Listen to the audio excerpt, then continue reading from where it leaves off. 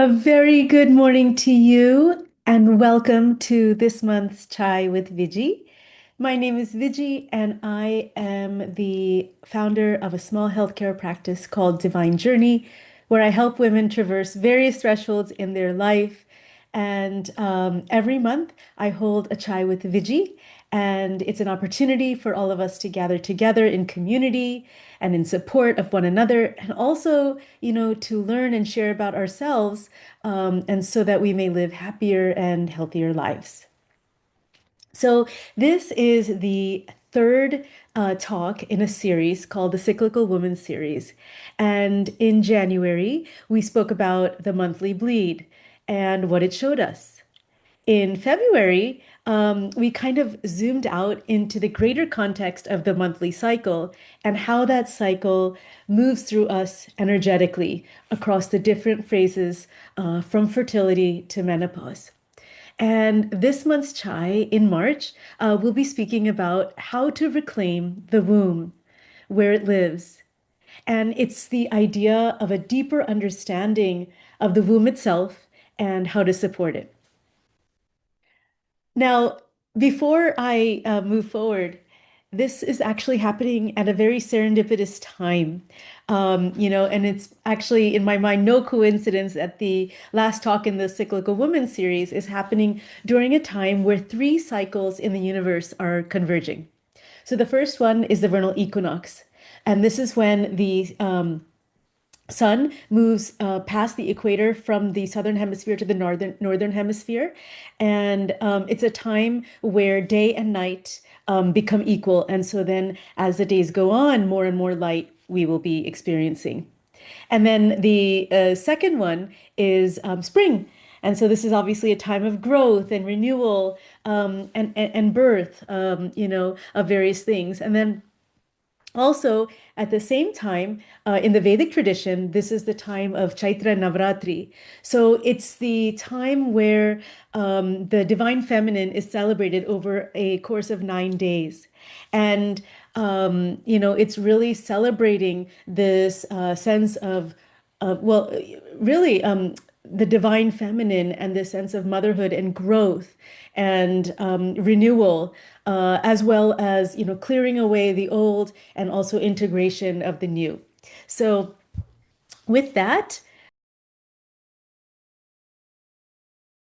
let's move to the next slide. So I want to start with a quick recap of what we discussed in the previous two chais. And, I wanted to share that obviously, the womb, which is our greatest, really creative potential, exists not, in isolation, but within, a system. And in this case, obviously, our body. And the cycles that we experience are not just reproductive in nature, but they actually show us and are representative of the nourishment that we have within us, the movement and flow of various things in our body, as well as the state of our nervous system and how, what is the state of regulation in our body as well. And last time, we spoke of the fact that the cycles that we experience could be understood as an energy paradigm, right? Of clearing, of building, of expressing, as well as integrating. And these, and they exist, right? So these energies, these energetic paradigms exist across the different phases of our life. So through fertility, through perimenopause, as well as menopause. They just manifest slightly differently. And so the question is then, all of what happens, all of the symptoms or the things that we experience and we feel throughout this energetic journey, they are information, right? So they're very important. And, it's important to pay attention to them. But when we do, that information leads us to understanding, hopefully, some potential patterns that exist in the body. So the next question is, what do we do, with that information? And for me, I believe that that's how we reclaim the womb. And so we take the information that we have, and we don't necessarily have to use it for action, but in, creating an understanding of ourselves first before responding. So last time we began to speak about, understanding these cycles through the various lenses, of the time and the qualities that are present during that time, depending on the phase of life that you're in, and then how to orient those qualities, in terms of energy, and then how that energy is oriented and how it flows. And then last time we talked about meeting those energetic, stages, with support and how to balance ourselves with things that we feel are troubling us. And so we talked about how to meet these energetic stages, in the following ways. So, for clearing, allowing ourselves to have that release, whatever that means, however it means, to support ourselves and allow that to happen. And for the building stage, to offer, nourishment to the body, to ourselves, to our soul. And then in the expressing phase, creating that space for that expression to take place, right? That's just so important. And then finally, in the integrating phase, honor rest. And so sometimes doing nothing at all, is a way of supporting what is actually happening in our body.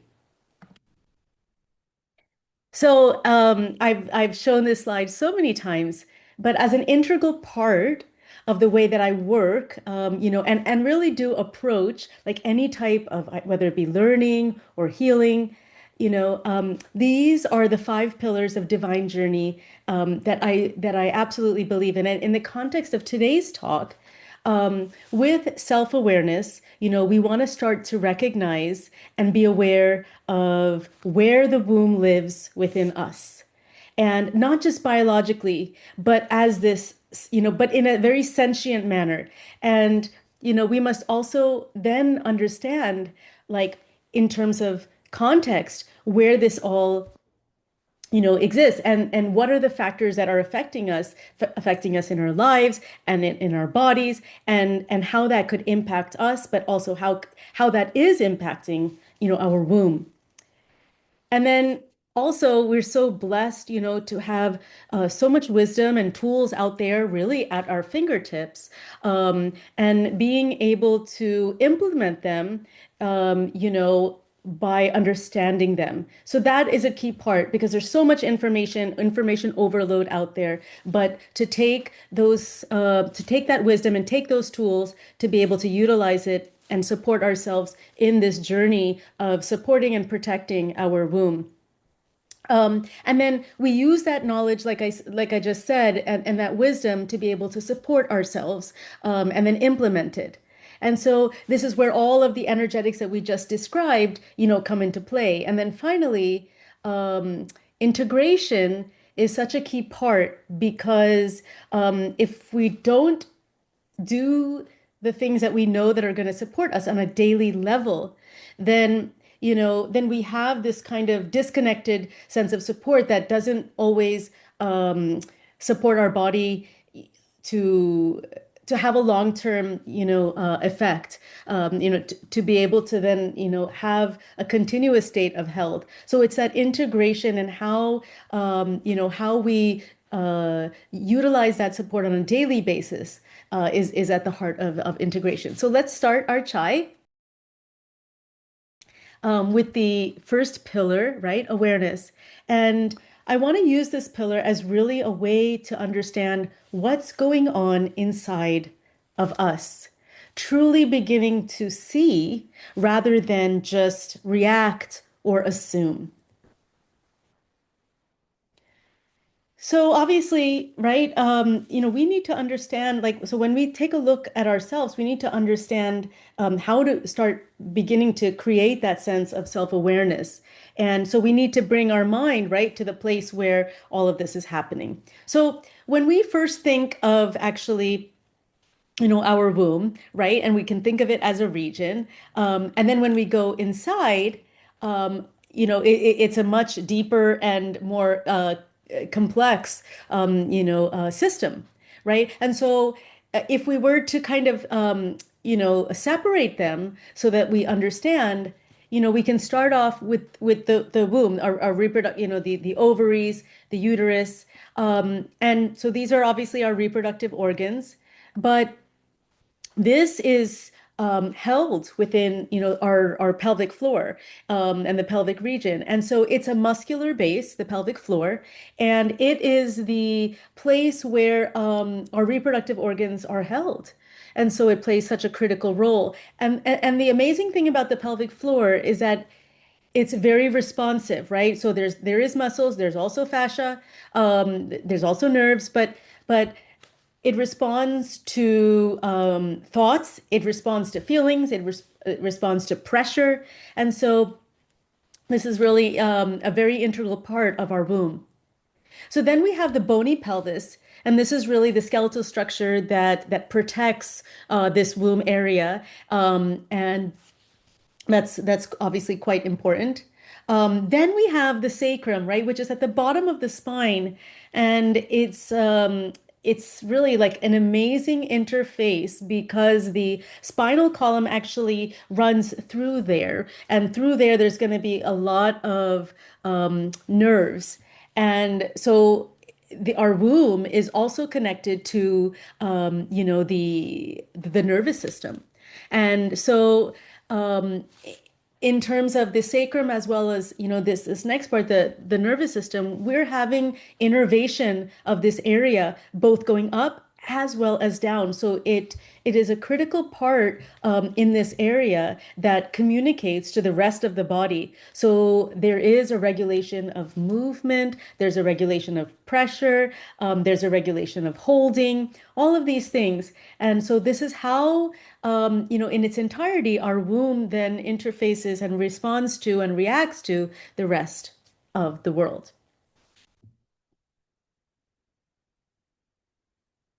So I want to bring attention here because it's so important. The words that are coming up are not just diagnoses or things that you read, but what is so important for us to pay attention to. Sometimes feeling nothing at all is also important information. And so these are the sensations that we have to begin to recognize, we have to begin to pay attention to and honor because they tell a story of what we may be experiencing. And of course, these symptomologies or we don't have to consider them symptoms, but what we're experiencing is reflective of these energetic states that we're going through. And therefore, it tells us how our body is doing during that time. And that's the information that we're going to use later, right? So again, you know, um, it's just not a small activity that we do and I want to emphasize the importance of bringing and beginning really to continuously have that dialogue with ourselves, right? And so oftentimes when we look in the mirror, we're not able to actually see what we're feeling. But, if we sit, with our eyes closed, check in with our bodies from head to toe, start to really pay attention and rather than ignore what we're feeling, and the sensations that our body is giving us, then we will really be able to support ourselves because that's the first step in identifying what to do. And so it's really important that we do cultivate that skill to listen. So now we move to context. Now, context gives us the ability to understand why our body is responding as it is. So, and in the case of the womb, it may not be responding just to itself, right? And what's going on there. It may be responding to the system that it's living in. So that is absolutely all the other organs, that are experiencing life, right? That may or may not have issues, as well as whatever is going on outside of us, or what and how we interact with the rest of the world. So there is a great reason why Ayurveda always emphasizes this internal reflection and understanding why we exist, within an intricate matrix of organs and energies that all work together because we are influenced, inside and out. And so whenever you want to think about what influences us, we must consider, right? Obviously, and definitely our nervous system, how we're feeling. Do we feel safe? What state are we in? Are we in fight or flight? Are we in rest and rejuvenate or rest and digest? Where are we? And then we also must understand, what's going on, what is the state of hormones in our body? Where are we in our cycles and what do we expect at this time? What are we experiencing? Are we emotionally distraught? Are we feeling stable? Are we feeling good in our bodies? Are we experiencing pain? But especially during these times, where we are able to recognize that there are hormonal fluctuations.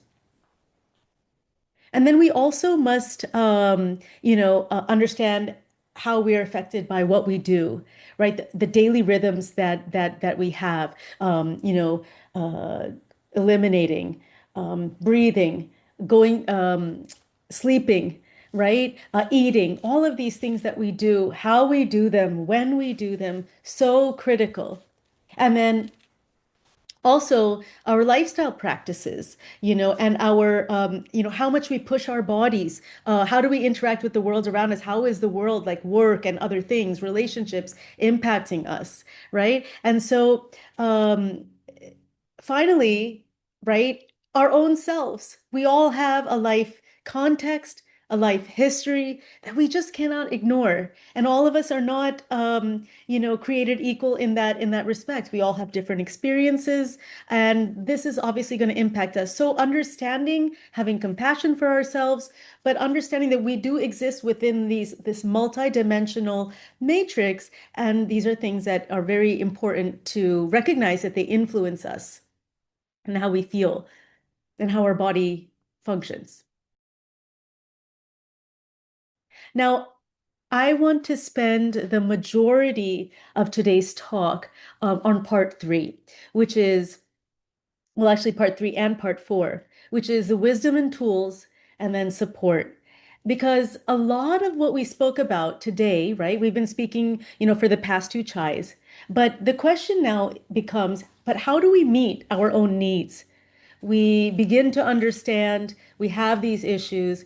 And once we go through this process of understanding ourselves, like we have to also then understand, obviously, what is influencing us, but then how we can meet ourselves and support ourselves through this. And of course, obviously, people go to outside practitioners to get support, but I think it is so important to create that inner intelligence within us because oftentimes when we um, invoke and create these kind of lifestyle practices that we do on a daily basis, that creates a level of health. That creates a certain environment in our body that can really be helpful, right? And so oftentimes we may not need external things to get us there. Now, what I want to share next are three common patterns that we see, that we typically see in the body. Now, these are not separate from Ayurveda. They are ways that imbalances in doshas or the energetic forces in our body express themselves. But these are ways in which we can actually, that we actually embody and feel them, right? Because we don't always necessarily think, I mean, I do, but we don't always necessarily think vata, pitta, kapha, or these technical terms. So, we're starting to, we understand ourselves through experience. So, just a note, You may see yourself in one, you may see yourself in none, you may see yourself in a few, right? And the truth is that this is just a template from which you can begin to meet yourself and understand how things influence each other. And so that is the biggest takeaway that you can leave from today. So the first pattern, right, is a holding pattern. And where in the body, in the mind, in the way our body functions, not just how we feel in our body, but even the way that our body functions, we feel tightness, we feel constriction, and we may even feel a restricted flow. The other pattern is one of depletion, where we have low energy, we're not feeling, satiated, or we're feeling undernourished and really just exhausted, right? Completely depleted. And the third is overwhelm. There's too much going on, a lot of intensity, and everything just feels dysregulated. So what we're going to do is we're going to go through what creates these patterns, how it shows up, what worsens it, what supports it, the food, um, and or the lifestyle practices, the body practices, the nervous system practices that we can do to support ourselves. So the first pattern is holding. Now, this is a system, this is a body that has become tight, constrained, and not really able to flow. And so what ends up happening is the body starts protecting itself, bracing itself. It's holding instead of allowing, an exchange that of receiving and then and softening into that. And so when this continues over time, right, what we begin to see is stagnation in the body, a holding, an accumulation. And so this means that, movement, circulation, and release in general are significantly reduced. Now, in Ayurvedic terms, this often reflects in the beginning vata, creating that constriction, right? And then over time, this kapha, unhealthy kapha, contributing to stagnation. So we have, in this case, both reduced movement and reduced flow. So let's talk about how, a person feels when they are in this pattern, right? When this pattern of holding. You may feel like you're always on, and like the body doesn't settle. You're feeling a lot of tightness, in the body, in the lower abdomen. You are feeling like, it's really difficult, to kind of move forward. You're feeling stuck, and it's actually difficult to let go. And over time, what happens is from that tightness, like I said, we get to that feeling of being stuck, like things aren't moving easily. And this actually begins to reflect in the cycle, as well. And the body then becomes less responsive. Sometimes you feel dull or numb. And where there should be this feeling of softness and openness, right? We're seeing, what we're seeing is like this progression from that tightness and holding to stagnation.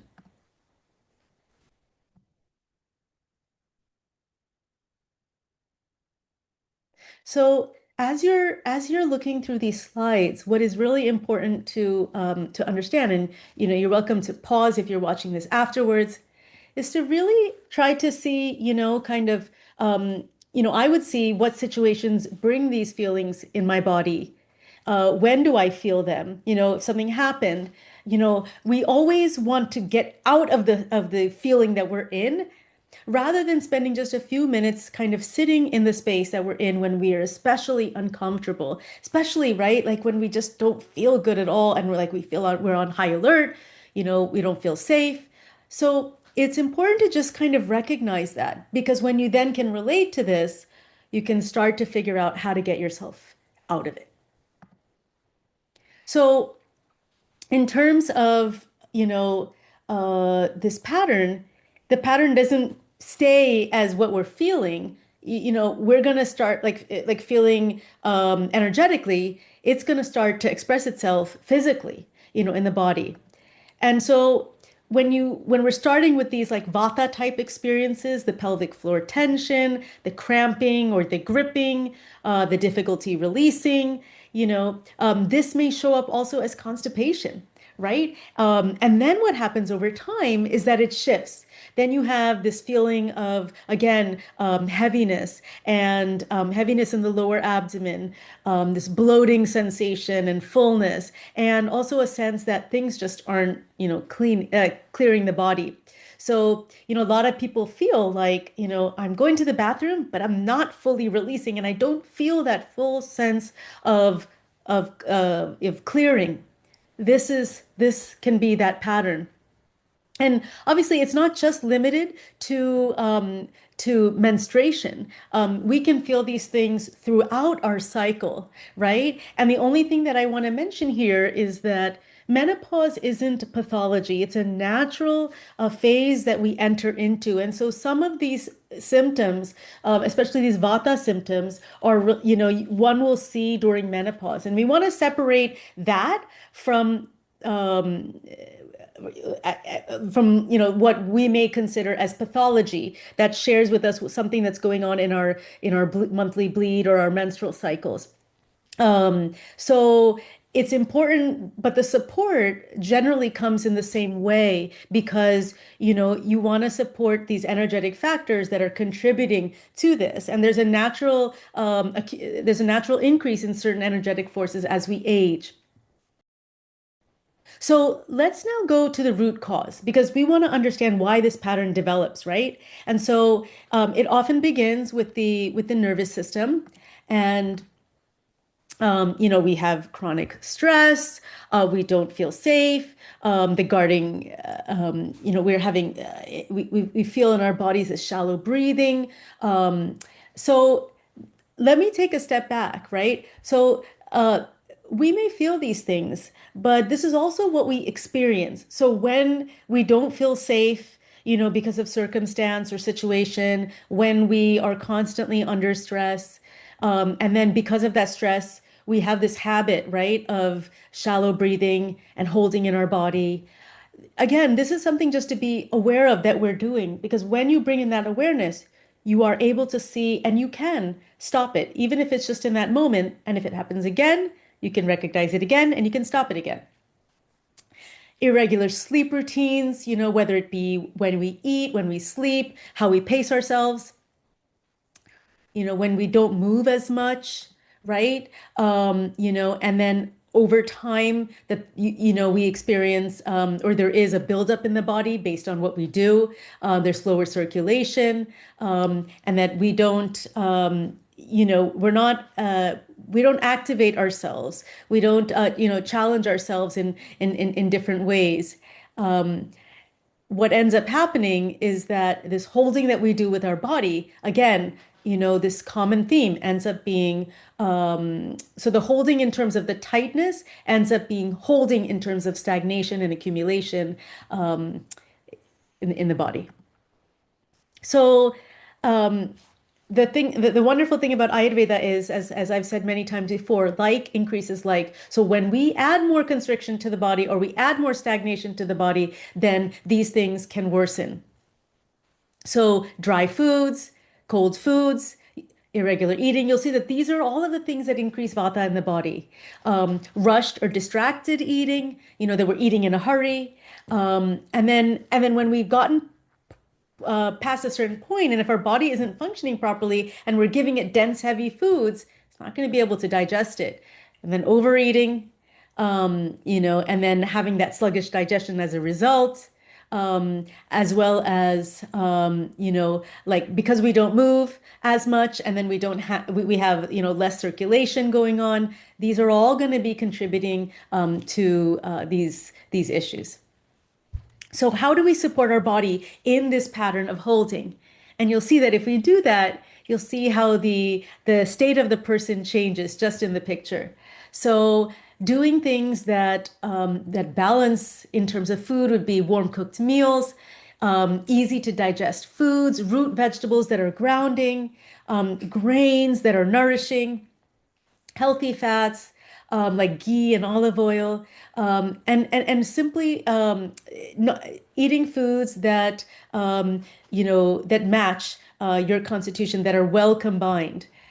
Right? Now, in terms of your lifestyle, you want to make sure that you're consistent really with your timing. Going back to the well combined meals, these are meals that you don't eat what is known as viruddha ahara, foods that are incompatible with each other, right? And there's a whole list, which if you want to email me at info@divinejourney.me, I will send it to you. The idea is to understand that in this case, you want to balance with the opposite qualities, right? So warm, nourishing meals. This is the combination that you want to do. Cooked meals, very, very important. So going back, we want to maintain a consistent, eating habit. We want to be mindful of how we pace ourselves during the day, and kind of less quick, abrupt transitions, and really just allowing space for ourselves, to rest and to kind of integrate what we've been doing, and not just like this intense activity, but gentle daily movement. Because especially people who are in this pattern, right? They have a tendency to feel that they want to, let's say, for example, get out their energy that they're holding. But that intense energy that they're going to expend doing intense, exercise, right, is only going to aggravate their situation. So this is where it's important to be mindful of what we're doing and how it's going to impact us. Then, in terms of practices, we want to do slow breathing, right? So, nice deep inhales, nice deep exhales, gentle yoga, stretching, not that intense, forward folds to stimulate the digestive system, warm baths, and any type of like warmth that we can get. And really just trying to relax our pelvic floor. We can do certain meditations, very, very helpful. Then related to the mind, and the mind actually is related to the pelvic floor as well. Reduce that sense of I got to do this right now. I got to do this right now. Everything. Rome was not created in a day, and it absolutely takes time, right? And so when we're in this holding pattern, we kind of almost want to get rid of or go to the next thing immediately, and so we want to reduce that sense of urgency. And let's really just kind of ease off on the multitasking, create pauses in in the day. And again, shift from that feeling that you got to do, to allowing, right? And so when we stay connected to our body signals, this is going to allow us the opportunity to hear what it's saying and then meet ourselves, with many of these solutions.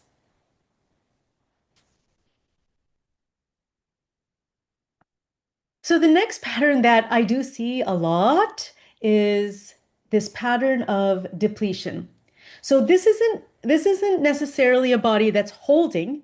Um, it's a system that doesn't have enough. But why doesn't it have enough, right? Because there's really not enough nourishment. And so there's not enough reserve, and the body has lost its capacity to sustain.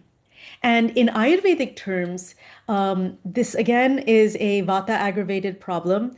When Vata is excessive and in the body, it creates dryness, irregularity, lightness, and then it begins to slowly reduce over time. But it can create again, instead of holding, a body that is under supported.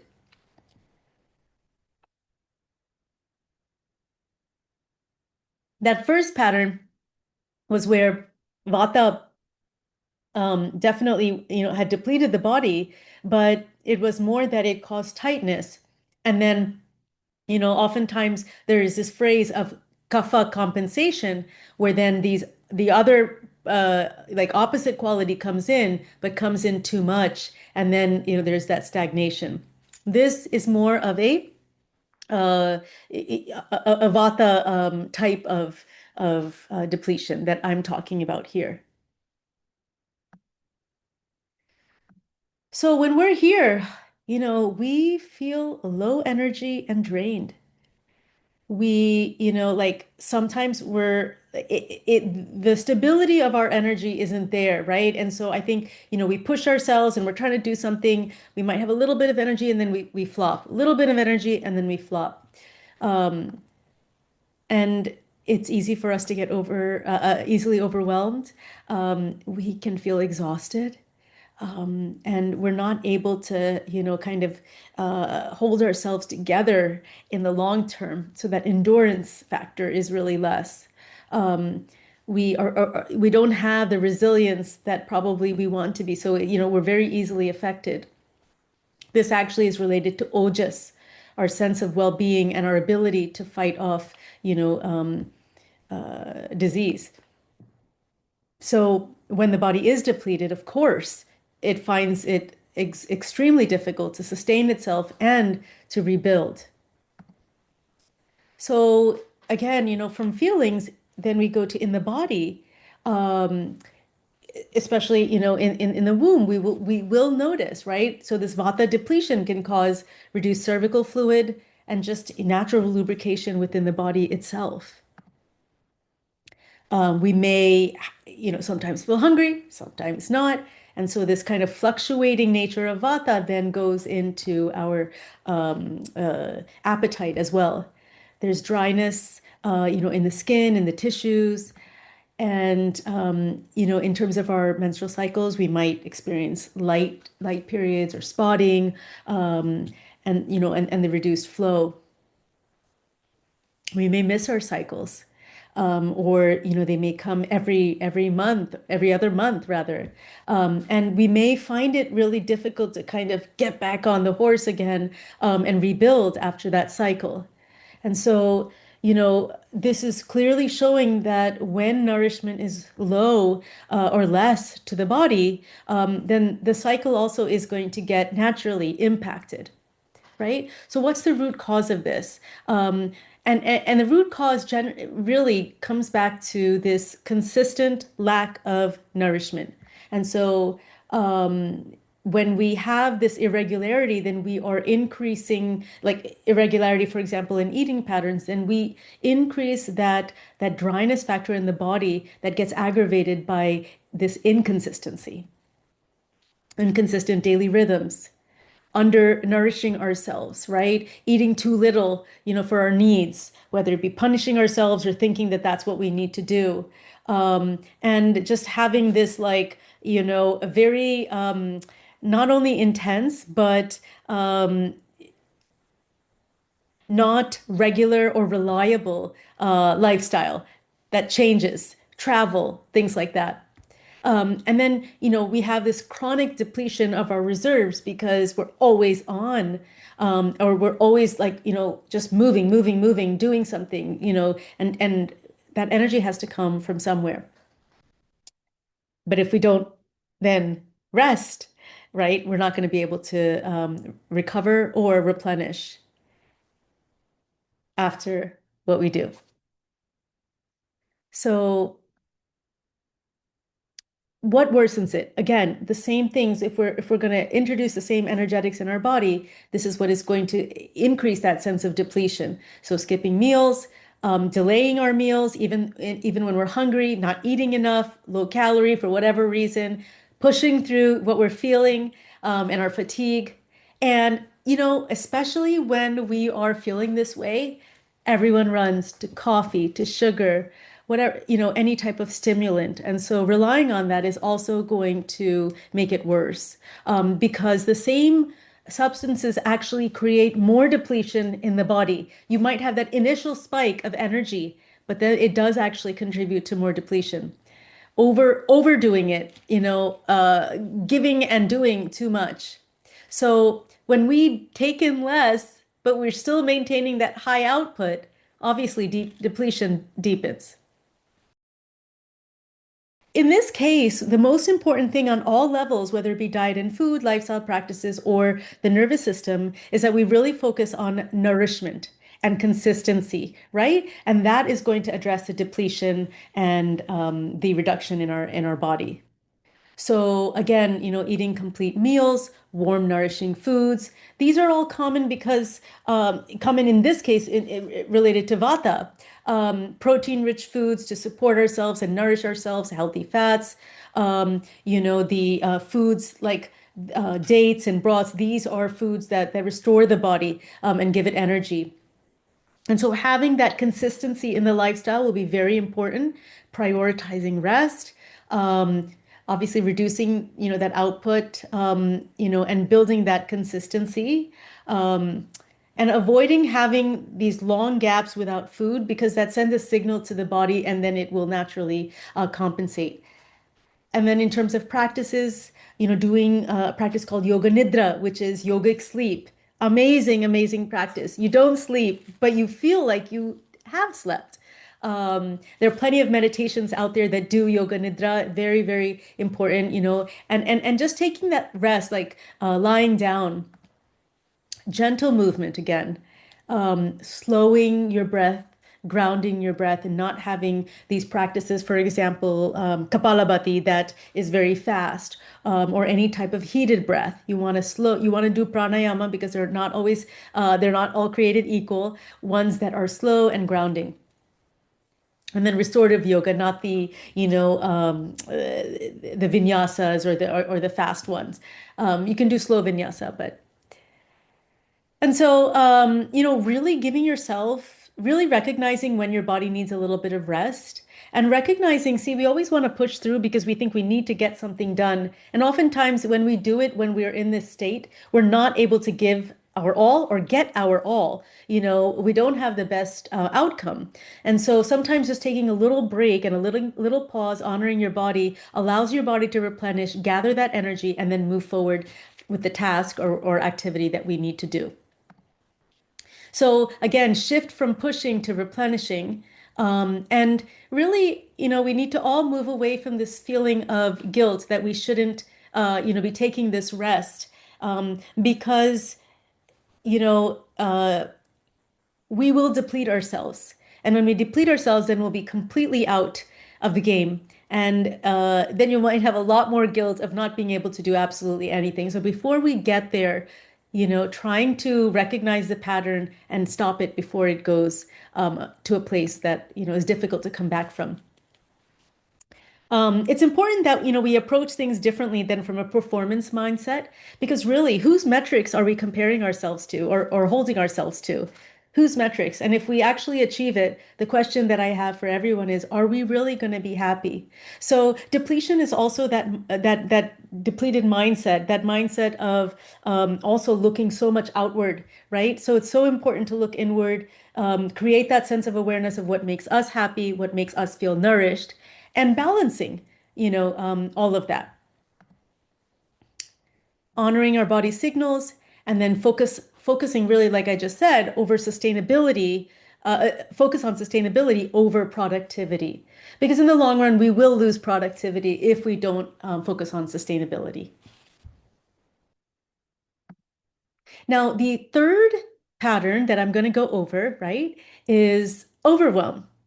Um, and by the way, I just want to reiterate at this point that, of course, we can all feel a combination of all of these three when we kind of hone in on what these specific factors are. We can put it together, create on a piece of paper our own little image, and kind of understand all of the, feelings and experiences that we have, and try to match them, energetically in the way that I am doing in order to support our womb. And this is going to especially again happen, especially if we're trying to get pregnant or we're working through what we feel during our menstrual cycles. Recognize what you feel and then you can meet it. And absolutely, it will have a influence on the body itself and how you experience your cycles. 100%.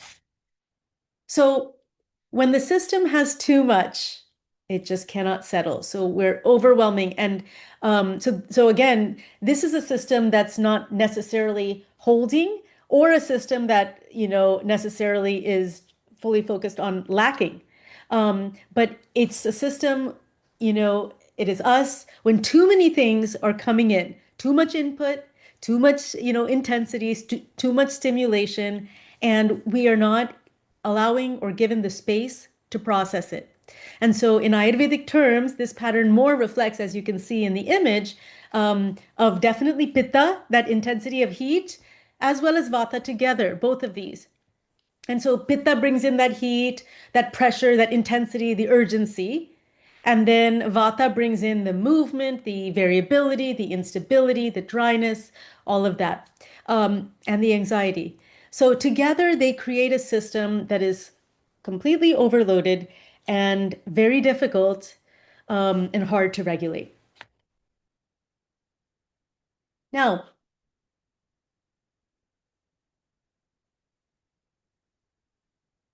when somebody is in this state or in this pattern, they definitely feel driven and pressurized. They could really, be irritable or reactive, to anything, and always on, always on. And, I want to pause here as someone who tends to be on, I think that's, I always say that I'm blessed with a lot of energy. Um, but being on all of the time, and in my job as I'm on call, for births and I need to be able to stimulate that on button at any point. In order for myself or anyone like that to not be overwhelmed, there has to be a balance on the other side of practices where it allows deep rest and boundaries and things like that, so that we can be on when we need to be, but then also be off. So yeah, and then feeling scattered, unsettled, hard to focus on things. So there's too much intensity and too little regulation. So many times I've talked to women, right? We're in the middle of a conversation. It's something hard. They feel overwhelmed. And all of a sudden, they're like, oh, my mind is blank. I just lost it all. Hard to focus, hard to grab onto things. It's your number one sign that you may be overwhelmed. And I think at that point, it's not about pushing through. It's about allowing that integration and giving yourself that space, because there's, an overwhelmed body you don't want to push, an overwhelmed mind you don't want to push. So again, from feelings, in the body, we may experience, if we're overwhelmed, irritation, inflammation. And remember, a lot of these things, especially this irritation or inflammation, we may not see. There's a lot of inflammation that is silent, that it goes on inside of our bodies. But women who have, for example, endometriosis, or inflammation in the body, right? If your like C-reactive protein, for example, is elevated, which is a sign of inflammation in the body, then we really need to take a step back and actually ask ourselves a question. Are we overwhelmed? What is overwhelming us, right? If we feel heat in the pelvic space, I always ask this to my clients, and sometimes they look a little bit confused when I say, hey, when you have your periods, do you feel heat coming from your body? And they're like, some people immediately say yes or no because they're very aware. Some people are confused. But, again, bringing us back to learning how to observe, because we can see this, we can feel this in our bodies. Heavy or intense bleeding during our cycles, sometimes irregular symptoms. That comes from the vata part. Fluctuating digestion. We're like hungry, ravenous one time, and then kind of okay to kind of push through, or we think, later. And that your cycles are also changing and are variable, right? And they're different. Let's put it this way. They don't have to be necessarily irregular, but they're different. And recognizing what those differences are important. So when we do have an overheated and overloaded system, then it is going to be harder, to regulate and bring back down to. So what is the root cause of this? When there is that external pressure, when we are on overdrive and we allow that to happen, we are stimulated excessively. There's a lot of pressure on us. There's a lot of demand on us, a lot of responsibilities that we're holding, obviously, and doing things that are going to produce heat. And one of those things, is like I just mentioned. So, a lot of practices. So everything that we do, right, has an energetic profile. So if we do things like like intense hit activity. It's great. It might make you feel good in the short term. And I'm not saying that that is bad, but it depends on the time, type of body, what you're going through, if we're going to do certain exercises, because they do produce heat in the body. What we eat sometimes, can produce heat in the body. Some breathing exercise can produce heat in the body. Some things that we watch on TV, if it's really intense and angering, especially politics, can cause heat in the body. So going outside in the sun, we're affected by the heat. So we need to be able to recognize that irregular schedule, too many inputs that we have, constant switching, and doing things, and a lack of rhythm. And so, intensity plus instability then obviously can create overwhelm, and especially in the body as well. So what worsens it? Like I mentioned, spicy heating foods, too much caffeine, which also increases heat in the body, working, nonstop without breaks, being in an environment and creating one for yourself of pressure, urgency, and overdrive, irregular meals, constant snacking, because basically constant snacking, right, is your body doesn't know there's so much input that you're giving to the digestive system and it's not going to be able to handle it. And so because our digestive systems are not always on, there are various times in the body where our agni or our digestive fire is more activated than others, and so it's important for us to recognize that and be aware of those like those signs that tell us when multitasking and having too many, choices and too many inputs and too many opinions and all of that. Okay. So again, the more intensity, the more input, the greater the overwhelm. So in the case of overwhelm, right? When we reduce the intensity and we simplify the input on all levels, right? On all levels of what we put in our body, how we react, how we carry ourselves, how we live, what our mind feels like, then we can return back to regulation. And so in terms of food, simple meals, right? Don't want to kind of overload the system by snacking all the time, reducing stimulants, avoiding spicy foods and heating foods. So these are like pitta type foods. Easy, by the way, to get any of these food lists, right? That increase vata, that increase pitta, that increase kapha, because then you can match your signs and your symptoms with what you're experiencing. And really making these extremely small changes will make a huge impact on your body. Remember, we don't just do it one day. This is about integration, like we talked about, in those 5 pillars. Doing it on a daily manner will absolutely influence the environment in your body and help you to, release yourself from these patterns. So in terms of lifestyle, eating at the same time every day, that sense of regularity, giving yourself a break between doing things, reducing the stimulation that you will get, through the screens, especially in the evening before we go to sleep, simplify your schedule. And like I mentioned earlier, there are different types of breaths. So in this case, when the body is overheated, using and doing cooling breathing pranayama, like Shitali, and doing slow walking instead of like a rapid, walk or a high intensity walk, because that is also going to add heat to the body. And then really just, sitting with yourself, bringing the energy down and not getting stimulated at night, working with the circadian rhythms and dimming the lights. Um, Start doing single tasks, right? And reduce that multitasking. And see whether you just allow things to be rather than always having to, kind of be in control and making those, decisions all of the time. And like I mentioned earlier, setting boundaries is absolutely significant. And really starting to see things as not always having to be done now or yesterday.